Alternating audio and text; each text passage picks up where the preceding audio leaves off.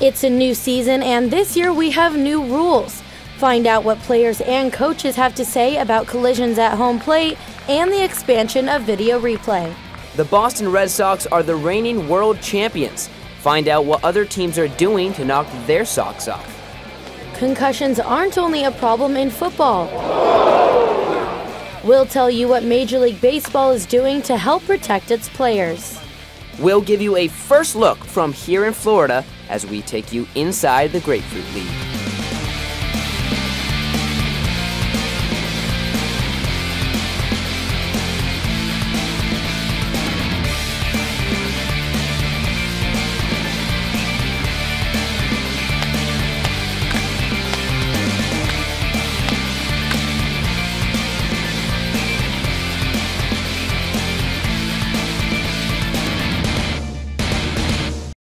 Hello and welcome to WEBN's Inside the Grapefruit League. I'm Isaac Moore. And I'm Bianca Bono. Baseball managers might go under the radar compared to coaches of other sports. But if players don't get along with their coaches, things can go very wrong during the season. Spring training is where the relationship begins. Ian Steele spoke with managers about how their coaching style is different during the spring. There's a reason they're not called coaches. Managers wear many hats. It's part celebrity, part X's and O's, part travel agent, and part weatherman? We looked at the weather report. It was, let's try to keep him on turn and get his innings in before the rain comes. This balancing act comes with the job description, but it all relates back to the game. You deal with travel, you deal with availability to players. The integrity of the game, and for what the fans are going to pay to come and see, you certainly take that into account. Something else to take into account is improving specific parts of a team while the games don't count. For Tampa Bay Rays manager Joe Maddon, spring training comes with a to-do list. Running the bases, going first to third, being more cognizant of that, balls in the dirt, advancing when you get that opportunity, better secondary leads at second base. When you try to win 90 games, that's one thing. When you're trying to win 95 or 96, that's different. 91 through 96 is in the details.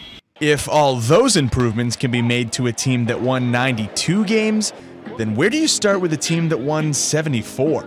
Ask Blue Jays skipper John Gibbons. We didn't play particularly good defense. We didn't help our pitching staff out either with the defense we played. You know, let's face it, in not only just in baseball, in every sport, if you don't play defense, you've got no chance. Even in spring training, Red Sox manager John Farrell treats every game like it's opening day. Home or away, starters or subs. It's a work day for us and a chance to build a team concept, and that goes on from the first day we report to spring training to the end of the year. Sooner or later, it all becomes clear, and the team's identity is found before camp breaks. We're healthy, we're hungry, we want to accomplish bigger things, and these men came in very focused this spring training. They came in very focused, they're working very hard. You like to win every game. The games don't count, but they matter. When the games do count, these managers will have each team in position to contend, even if their plates are a little full. In Jupiter, Florida, I'm Ian Steele for WEBN. Managers have a new job starting this year.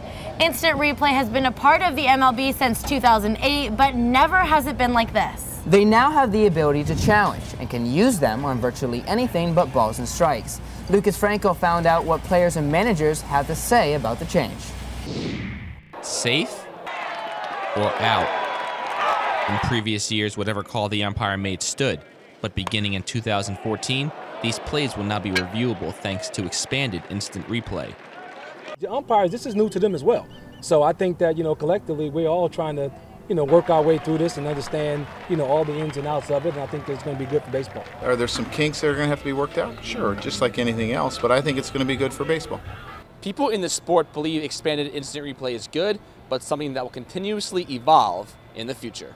I think this is long overdue, and I wouldn't be surprised if we end up reviewing all plays. I know we only have 85% or so plays. I wouldn't be surprised in another year or two that we see it expanded even further. They've probably put too many reviewable plays in the first year. They might have been better served by having just a few replays, bring them in the first year, and add them as you see that it's been well accepted. Major League Baseball has yet to comment on how long the current replay system will stay in effect. But one manager believes that most of the challenges will happen at a particular base. I think we're going to see probably 70–75% of challenges at second base. And when it was presented to us, you look at the calls that either were miscalled, all the missed calls, they happen around second base. There's just so much more activity around second base than there is any other base. As the 2014 season begins, it truly is a brand new ball game. Reporting from spring training, Lucas Frankel, WEBN. Expanded replay is not the only change coming to the MLB. There's a new rule that protects catchers from collisions at home plate. But sometimes collisions are unavoidable. Here's what players and coaches had to say. I think when you have something that's been around for 135 years or something, it's hard to change the opinion of a catcher behind the plate. Blue Jays catching coach Sal FASANO is talking about the new rule surrounding home plate collisions. Blue Jays manager John Gibbons has had doubts as well. Well, you know, at first I was kind of leery because you start messing with the game like that. I'm not sure that's right. But the way it's constructed now, there's really not a whole lot of change. This new rule says that catchers can't block the base path of a runner attempting to score unless he has the ball. On the other side, runners can't go out of their way to initiate contact with the catcher. New York Yankees manager and former catcher Joe Girardi explains. It's basically what they're doing is there can't be senseless collisions. You know, if you're blocking the plate, you can run a catcher over. I mean, if the catcher chooses to block the plate, the runner's allowed to do what he needs to do to score. But they don't want runners going out of their way. You know, and a lot of times those are balls that are to right field, and you can't see, the guy barreling down on you. You don't have a chance to protect yourself. So I like it. This rule was established in order to prevent serious concussions and injuries, such as the gut-wrenching Buster Posey incident in 2011. Each play will ultimately be up to the umpire to decide. There's some gray area in the rule, but I think the umpires will do a good job taking care of it, and they all have a good feel. Catchers around the league, like Josh Tolley, are adjusting to this change by trying not to overthink. We're just gonna have to treat it like we have. And then just kind of let the game take over, because you start thinking about where to set up, how to set up. I think that's when guys are going to get hurt. We're able to take the plate away, but we have to have the ball in our hand, which is pretty similar to what I thought the rule was to begin with. So I'm not changing anything that I've done. MLB is going to monitor the rule this season and will decide if it will become a permanent part of the game in the future. As we found out this spring, catchers are one of the most versatile players on the field. Sometimes players have to change positions in order to fit the needs of their team. And one of the most common transitions is the one from catcher to first base. Last year, Mike Napoli made the switch, and this year is Ryan LAVARNWAY. 90 feet. It's the distance that separates home plate from first base. But for a player making the switch from catcher to first baseman, it's a whole new world. It's a totally different game. You're out there and you're not getting the ball every time. So you just got to work on your footwork and everything around the bag. There's a lot more to it than what most people think, and I'm still learning the whole thing at first base. But down here, trying to learn as much as I can. Napoli and Maurer already know what it's like to make the switch. Now it's Ryan LAVARNWAY's turn. All three players said the most difficult part is perfecting their footwork, and that's where the infield coach comes in. I think the most important thing is a guy learning his footwork around the base, because he's handling the welfare of his shortstop, his third baseman, his second baseman. So we try to deal with our footwork around the base first, and then we get into the ground balls and all the other nuances. Some players will make this switch to fit their team's need, but for a young player like LAVARNWAY, it's really about getting a better chance to make the active roster. It gives me something new to be thinking about, and hopefully it's going to give me the opportunity for more at-bats. It's already given me some more playing time in spring training. And the way that our roster is shaping out right now, I think that it's going to give me a good opportunity, so I'm happy about it. Though he's had his share of ups and downs, his coaches say he's making progress. I'm real pleased, and so is John Farrell, and the people that around the organization that have watched him are very surprised and very pleased with his progress. He's done a very good job, and the fact that we put him at first base so quick in spring training speaks, I think, pretty loudly to the way he's adapted to the position, particularly the nuances of first base. LAVARNWAY will start the season in Pawtucket, but with only one true first baseman in Boston, he could find himself back in Fenway Park in the near future. When we come back, we'll tell you more about the Boston Red Sox and what teams are doing to slow them down. But first, I have to ask, Isaac, if you were a baseball player, what would your walk-up song be? I'm the man, I'm the man, I'm the man. Okay, well, anyways, we asked players around the league what they want to hear before they step into the box, and let's hope it's better than that. I actually just changed it this morning. I'm going with the Motley Crue, same old situation. What'd you change it from? Well, they were playing like Nelly Batter Up for me, but last year Darren Oliver played Bubble Butt for me. I don't know where he got that, I'm not sure, but... Walk-up songs are probably on the last on the to-do list right now, but I don't know. I mean, I'm into Schoolboy Q right now. I'm a big fan of him, so I might throw him in there. I'm gonna have a big mix, so you know I like to mix it. I like to keep it healthy, keep it clean, you know, friendly, you know, family friendly. So, you know, we'll see what's going on. I might stick to the one I used last year, which was Sweet and Nothing, because I love me some techno. It's What You Know by T.I. Is there a story behind it? I've had it since 2006, I think, and I always say if it isn't broken, don't fix it. You'll know what my walkout when you hear it.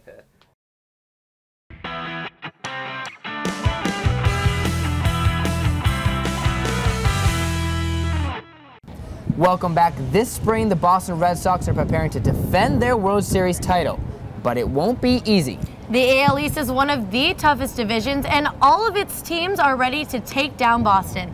Here's how they plan to dethrone the champs. The Boston Red Sox are defending World Series champions, but the key word is defending. It's a new season, and the AL East is still one of the toughest divisions in baseball, and all of the teams in that division are out for revenge. We came up a little short in the end, and looking forward to trying to get back to the postseason this year. We've got a lot to prove. You know, we had a disappointing year last year, so everybody's coming real focused, and we got to bounce back. And I think we still got a pretty good team, but now we got to go out and show it.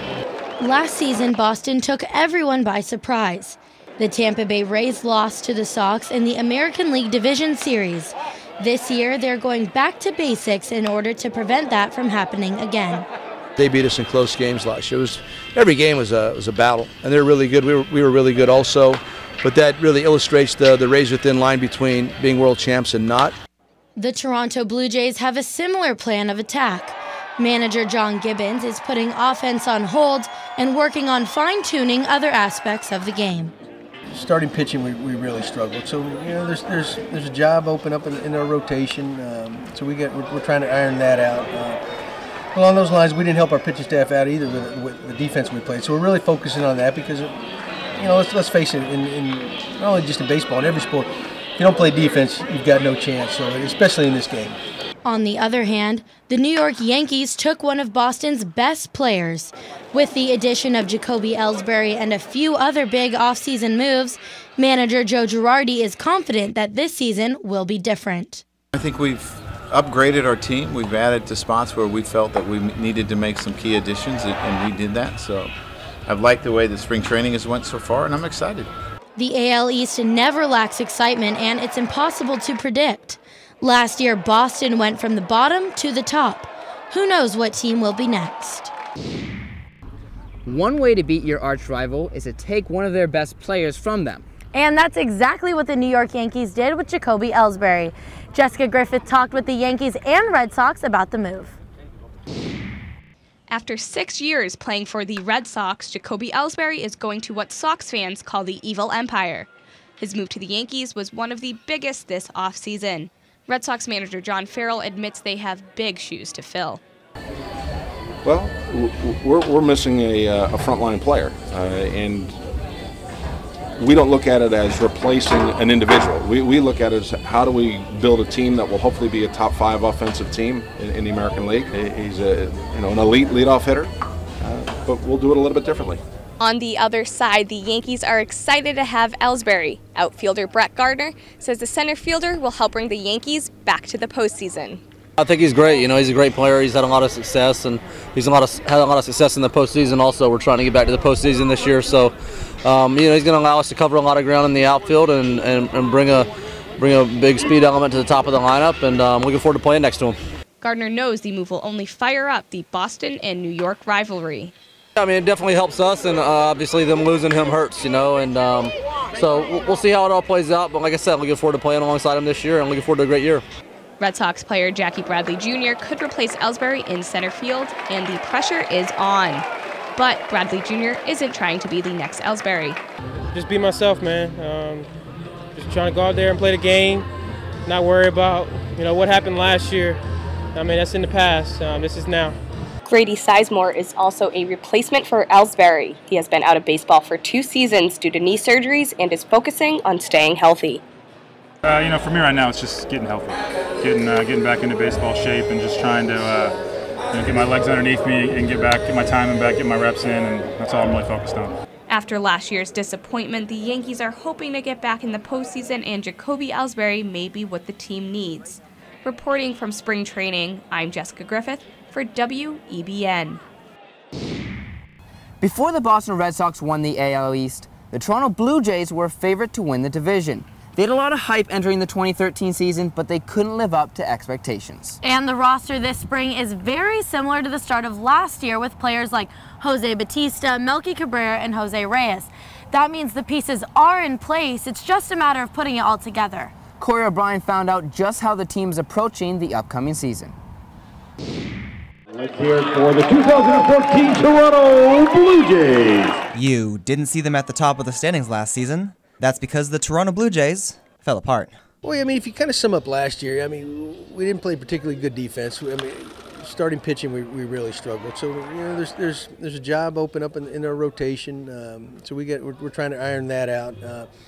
But along those lines, we didn't help our pitching staff out either with the defense we played. So we're really focusing on that. Starting pitcher Brandon Morrow was supposed to be a part of the rebound, but the right-hander only made 10 starts last season. My goal is to, make 34, 35 starts, however many, to make every start. I felt really loose and good both times out. My wind-up and mechanics have felt really smooth and on time with everything. So, yeah, I've been happy with the way that I've been feeling.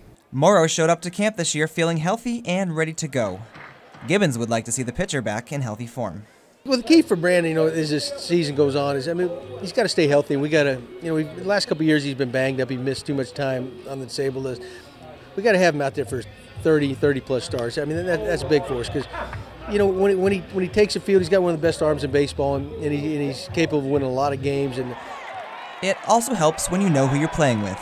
Catcher Josh Tolley believes this could be another spark to get the team going. We all have a year playing with each other. Essentially, we're the same crew from last year, so now that we've all had a chance to play with each other and play next to each other, I think it's been great. They have the talent and they seem to have the health. If the team can maintain both, they may have a chance to rise to the top in one of the toughest divisions in baseball. In Bradenton, Florida, I'm Corey O'Brien. Similar to the Blue Jays last year, the Houston Astros had a very disappointing season. After making the switch from the National League to the American League, Houston was hoping for a fresh start. But it wasn't what they wanted. Instead, they finished with the worst record since the 2004 Diamondbacks. This spring provides another chance to start over. Lucas Frankel gives us the season preview. Losing, a word that's become synonymous with the Houston Astros. Last season, Houston set a franchise record in losses for a third consecutive year. As Houston prepares for 2014, the players believe the tide is about to turn. I think we'll be a lot better than people are giving us credit for. I think we've improved ourselves quite a bit, and we're obviously still facing a pretty difficult division. I think one of the most difficult in all of baseball. For the first time in a long time, the Astros can see a light at the end of the tunnel. I think we have some real positives that not only are here but are on their way, and I think we're going to put together some good baseball here over the next few years. George Springer is on his way to the major leagues, and he believes the pieces are falling into place for Houston. I mean, Castro and Altuve and that right there is a great core. That's a great core. They have a ton of experience, a ton of knowledge, and you stick to guys like that. 1 year after ranking near the bottom in every offensive category, second-year manager Bo Porter is impressed with how his team has looked early on. I think that these guys are really honing in on the strike zone and understanding, who they are. I think that the pitchers in which we're attacking are the right pitches, And, you know, sometimes you're going to have days where you attack the right pitch and you just don't, you know, square the ball up or you don't get a hit. But I feel like in all facets of the game, I feel like we're really playing good baseball. While the Astros aren't expected to contend in 2014, the team knows what it's going to take to be successful. There's not one guy that's going to, you know, be the fixture. You know, it's going to be a group effort. In Kissimmee, Lucas Frankel, WEBN. If there's one thing Houston has to look forward to, it is its prospect, Carlos Correa. Correa and other top prospects give their teams hope for the future. And some of the best young players are right here in the Grapefruit League. Ian Steele found out what spring training is like for a top prospect. Before they get to the marquee, they work in the minor leagues. But in spring training, the best prospects in baseball get a taste of what the big leagues will be like. I'm still trying to slow it down a little bit. Still feel kind of rushed sometimes, so I'm just trying to adjust to how this game is played. Buxton was the #2 overall pick in the 2012 first-year player draft. The only player selected above him, 19-year-old shortstop Carlos Correa. He passed up a scholarship at the University of Miami. Now, he's receiving a different kind of education with a unique group of teachers. The relationship with Altuve has been great. He helps a lot. He's a great teammate, so it's great to have a guy like him in the clubhouse that can help everybody and knows a lot about the game. The range in which, you know, Correa has shown, you know, at shortstop, you know, the arm strength and the heads-up baseball, a lot of the things that may not show up in the stat sheet, we see them as coaches. George Springer is the Astros' #1 outfield prospect. In a system as deep as Houston's, Springer needs to be near perfect to stand out. I don't think I've hit 1,000 yet. I don't think I have an on-base percentage of 1,000 or caught every ball. On the other side of the standings, Boston is already looking for the next man up on the hot corner. That man might be AA third baseman Garin Cecchini. He says that learning from a few guys with championship rings on their fingers is a great way to start a career. That's the way we learn from, you know, the veterans like Pedroia and Napoli to just tell us it's a long season, but no matter how you feel that day, just bring yourself. In baseball today, it's rare that a prospect works through one system to fight for a roster spot in the big leagues. Red Sox catcher Ryan LaVarnway has the chance to do just that. You know, since the day I got drafted, I wanted to help the Boston Red Sox win a World Series, and we got to do that last year. They spent a lot of time teaching me how to play the game the right way, professionalizing me, and I really appreciate it. And if it was up to me, I'd wear the same uniform for all my career. Teams have anywhere from 60 to 80 players working out in Major League camp. That number will eventually be cut down to 40 roster players.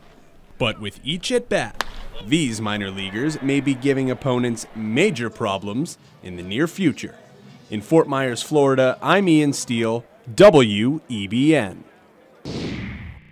Coming up, we'll tell you about one of the most important relationships in all of baseball. But before we go to break, let's talk idols. Bianca, who is your biggest idol as a journalist? I really like Michelle Beadle because she knows what she's talking about and she's pretty funny while she does it.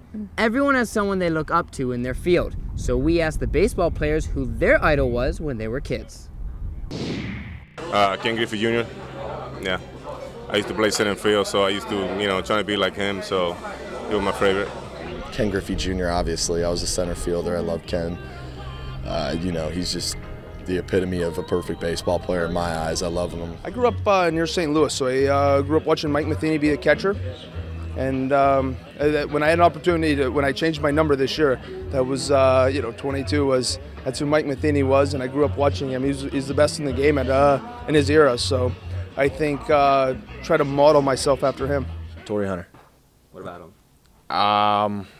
When he was in AA in New Britain, I was probably maybe 7 or 8 years old, and I don't really remember saying this, but my dad said that. I went home and I said that I want to play like that guy, you know, because I guess it just stuck out. I mean, I believe that that's how you're supposed to play the game. You're supposed to play it that way, and, you know, he's obviously a class act.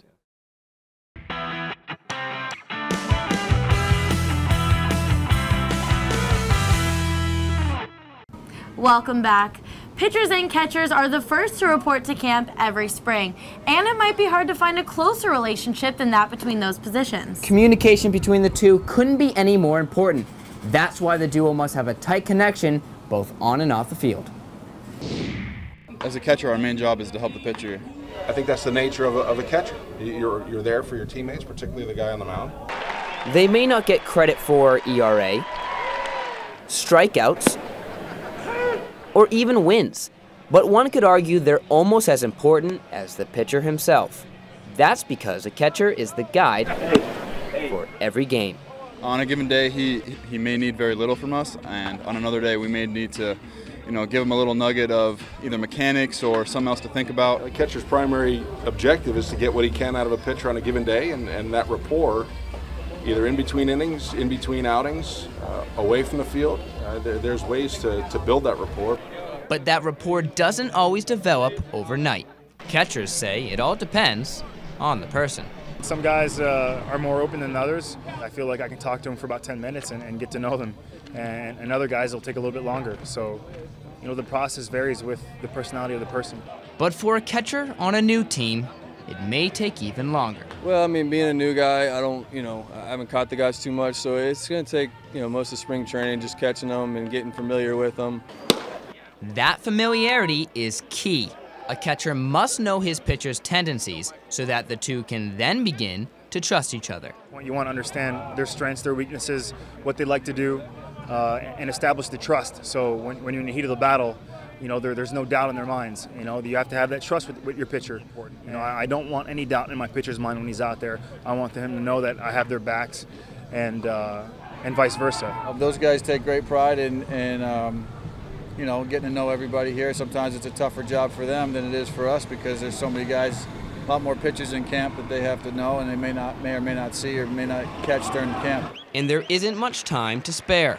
Each spring, catchers have only 6 weeks to learn the strengths and weaknesses of everyone on the pitching staff. Then it's time to put it to the test.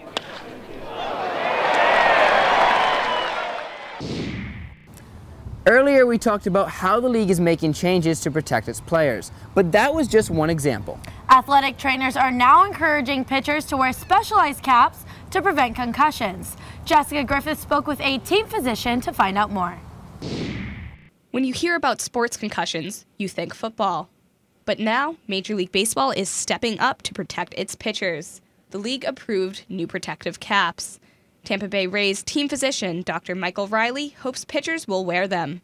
Last year we had 2 players that got hit at Tropicana Field in the head with line drives. Now baseball is now giving these Kevlar type of helmets that can go inside the baseball cap, which is optional for the pitchers starting this year. Riley does note that these caps aren't a perfect solution. These 2 players, for instance, that got hit at Tropicana were hit a little lower, so it probably wouldn't cover that. But I believe they're hoping that the players get used to the Kevlar hat, then they may extend the flap in the future, and then that way it would protect against more of those injuries. Coming from a manager's perspective, these caps are still brand new. Red Sox manager John Farrell says he has yet to see a prototype, but he is all for player safety. I don't know the weight that it is, and I'm sure if a pitcher feels like it's something that can help them, I'm sure that they'll choose to use it. But I think the one thing that pitchers are so concerned about is their overall balance, and does that feel awkward to the point where it might affect their delivery? So I think we're all in favor of player safety, but how guys choose to use it remains to be seen. These caps made of a synthetic fiber are designed to withstand high impact. I think it's up to 86 miles an hour. It prevents from getting a crack in the head, but you still get your head turned a little bit and still could have a concussion or injury to the brain. While they aren't guaranteed to prevent concussions, it is a step in improving player safety. In Port Charlotte, Florida, I'm Jessica Griffith for WEBN. It's been a great week here in Florida. We've talked to some of the league's top prospects, as well as giving you an inside look to how teams are getting ready for the new rules. We've traveled all over Florida to give you a taste of the Grapefruit League.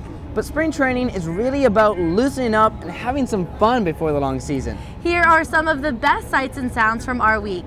For everyone here at WEBN, I'm Bianca Bono. And I'm Isaac Moore. We'll see you next year.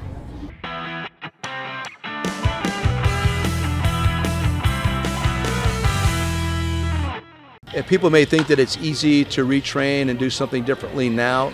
It's a lot more difficult than you think.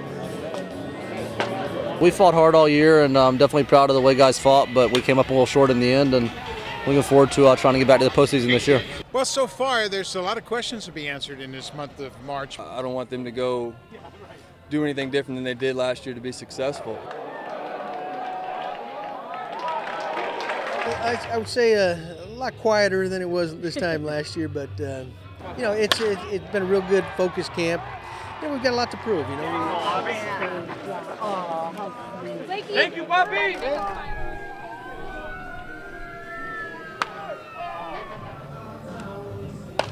You just contribute any way you can, you know, whether it's offensively, defensively, on the bases. You know, you just try to improve your game every day and you know, contribute any way you can. Yeah, he didn't stay at a Holiday Inn Express last night. He's probably got a $2,000 bed over there and woke up with a crook in his neck. His commanding presence, I mean, you know when he's in the room and the energy that he brings, I mean, there's no denying that.